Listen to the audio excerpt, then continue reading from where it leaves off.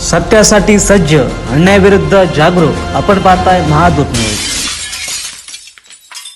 चोपडा शहरातील नागरिकांना नगर परिषदेच्या पाणी पुरवठ्यामुळे मोठ्या त्रासाला सामोरे जावे लागत आहे.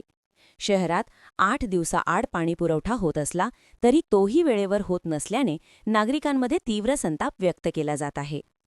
नगर परिषदेच्या पाणी पुरवठा विभागाच्या शून्य नियोजनामुळे नागरिकांचा संयम सुटत चालला आहे.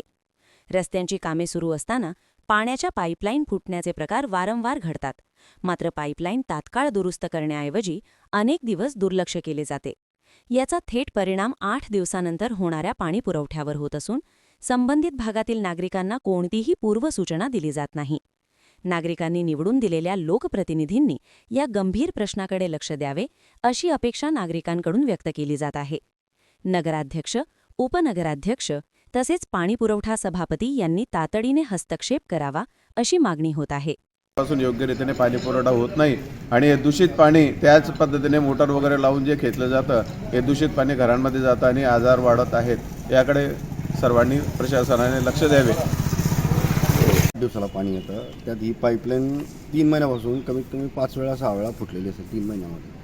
ही मेन पाईपलाईन आहे. ही मेन पाईपलाईन फुटली की या कॉलनी एरियामध्ये पाणी येत नाही, पाणी चढत नाही आणि हे पाणी इथे दर 8 दिवसाला असं फुटलेलं दिसलं की इथे वाया जातं.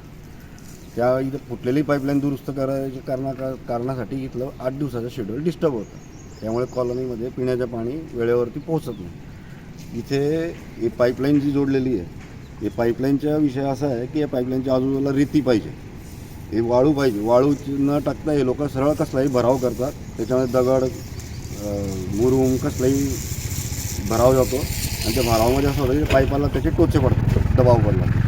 इथे रात्री जड वाहनं चालतात, वाळूचे ट्रक चालतात, वाळूचे ट्रॅक्टर चालतात. ते केव्हाही फसतात त्या नरम जागेमध्ये.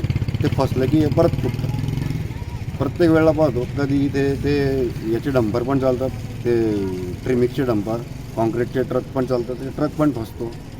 तर ते फसलं की पाईप परत फुटतो. ही पूर्ण जागा नरम झालेली आहे आणि त्यातल्या त्या पाईपाच्या आजूबाजूला वाळूचा भराव नसल्या कारणाने हा पाईप परत फुटतो. कुठल्याही पाण्याच्या पाईपलाईनच्या अवतीभोवती वाळूचा भराव असणं गरजेचं असतं. नगरपालिका प्रशासनाच्या वाळूच्या भरावाकडे लक्ष देते. म्हणजे प्रशासन नियोजन नाही असं आहे. नियोजनच नाही आहे. नियोजन नाही. हां, या नियोजनात तरी वाळूच्या भराव पाईपाच्या आजूबाजूला असणं गरजेचं आहे. कुठेच वाळूच्या भराव नाही, वाळू लागते, नरम जागा लागते, पूर्ण आजूबाजूला वाळू लागते. वाळूच्या वरती मग तुम्ही साधा मातीच्या मुरुमचा भराव करणं गरजेचं असतं.